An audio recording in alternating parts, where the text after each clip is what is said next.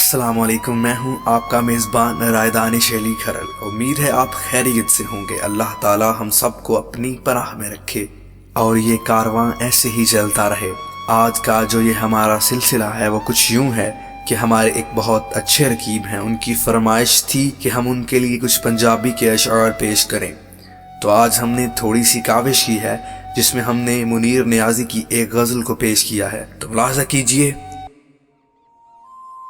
कुछ शौक सी यार फकीरी दा,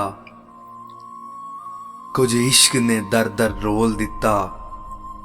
कुछ शौक सी यार फकीरी दा, कुछ इश्क ने दर दर रोल दिता।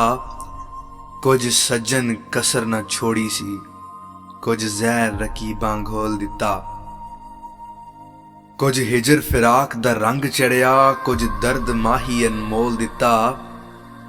कुछ सड़ गई किस्मत बदकिस्मतां दी, कुछ सड़ गई किस्मत बदकिस्मतां दी। कुछ प्यार विच जुदाई रोल दिता।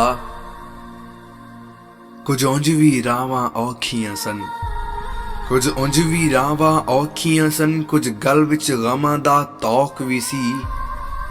कुछ शहर दे लोग भी जालिम सन, कुछ सानू मरन दा शौक भी सी। कुछ उंज भी रावां औखियां सन, कुछ गल विच गमां दा तौक भी सी। कुछ शहर दे लोग भी जालिम सन, कुछ सानू मरन दा शौक भी सी। कुछ शौक सी यार फकीरी दा, कुछ इश्क ने दर दर रोल दिता। कुछ शौक सी यार फकीरी दा।